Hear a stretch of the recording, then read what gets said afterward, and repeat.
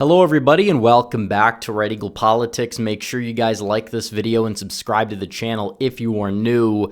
So the results are in from Donald Trump's epic speech last night that he made to Congress, basically a State of the Union. Technically it's not, because the State of the Union typically happens in a president's second year of office, but every year they convene Congress, they do a joint session, he gives a speech, and the reviews are in.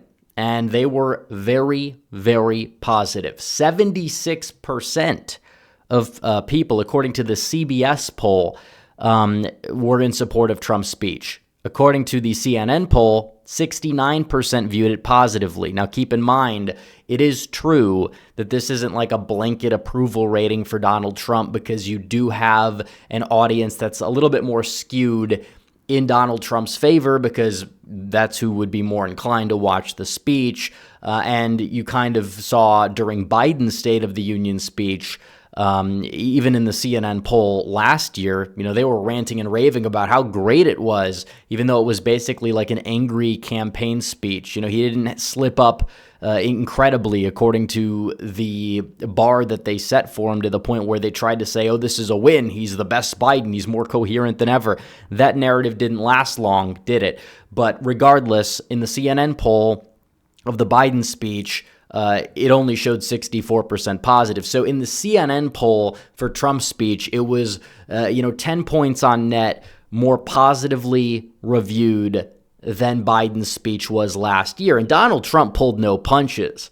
A lot of people, they think of like the State of the Union or the State of the Union equivalent, which is what this was, and they expect, it's going to be more of like a bipartisan, like unifying speech. But those days are gone. They really are. You see what the other side's doing. Even the moments that were bipartisan, the Democrats just sat there, no clapping. They're holding these ridiculous signs saying false, and they would hold them up. Whether Trump was saying something that was objectively true or something that was like an opinion, they'd still hold him up.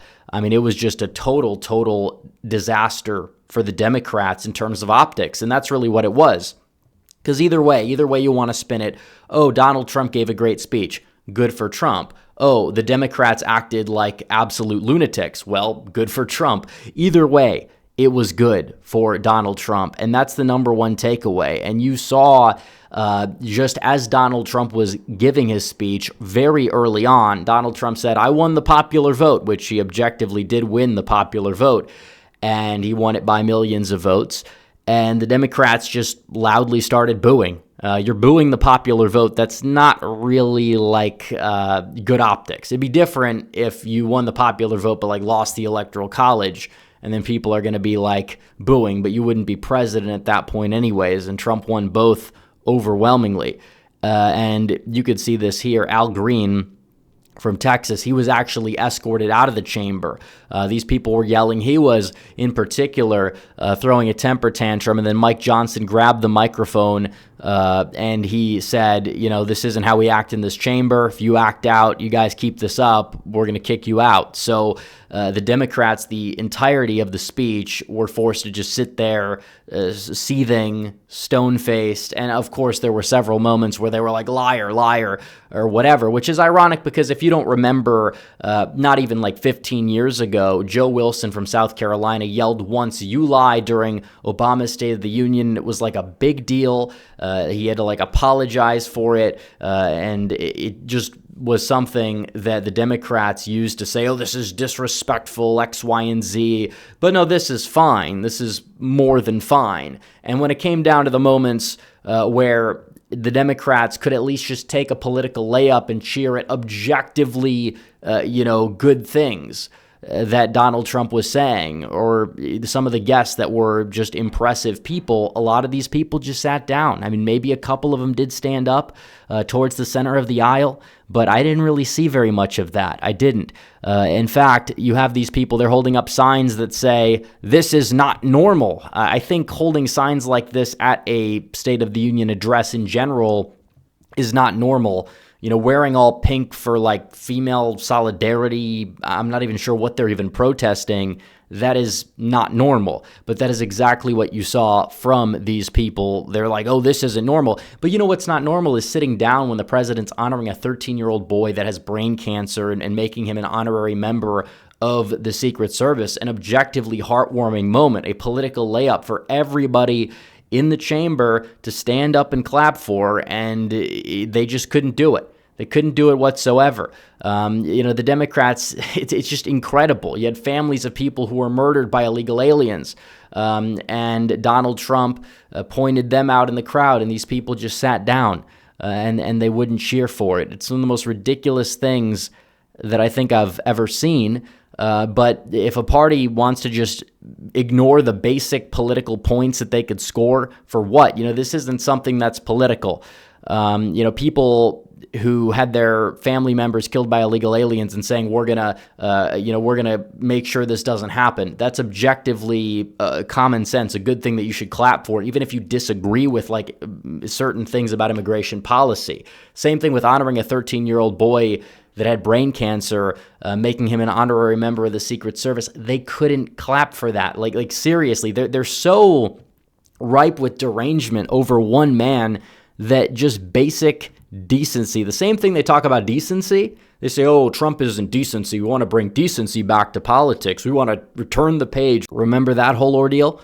Well, either way, it doesn't really seem like they care about that at all. Hopefully, a lot of people can continue to see what's going on because this is absolutely just ridiculous. So you have a lot of this nonsense taking place. You have the Democrats just acting like total lunatics. You have one member getting escorted out. Mike Johnson put his foot down.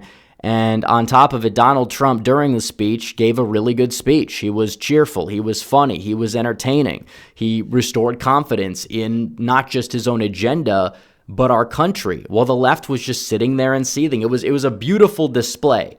It really was. Trump went in on the Democrats. He earned that right after everything that they've thrown his way over the past 4, 8, 10 years, but also how they were acting in the speech. They deserved it, and they couldn't exactly act out or they'd get removed. And he touched base on a lot of things, and he talked about extending the tax cuts, called out the Democrats for, how if they missed that political layup that nobody in their right mind should vote for them. Again, it was a funny moment. Also, he talked about Doge. There's a lot of, I guess you would say, misleading stuff going on about Doge. You have this media narrative that says, oh, this is like some horrible thing. And then he talks about all of the waste that they're finding. And it's something that a lot of people will think is ridiculous. And a lot of people don't know about it. And Donald Trump basically saying all that stuff is like, what is going on? Where is our taxpayer dollars going?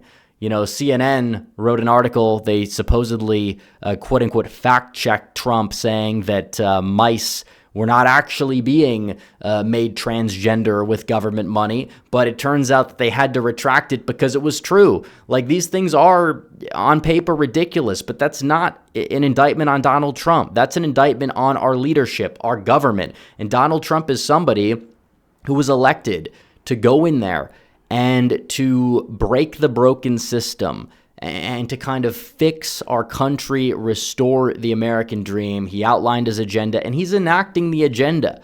And then they're like seething, oh, is this what you voted for? It's like, yeah, it actually is. Like, these people, they think that they can like guilt trip Trump fans into being regretful for their support for Trump. A lot of them have been supporting him for how many years now?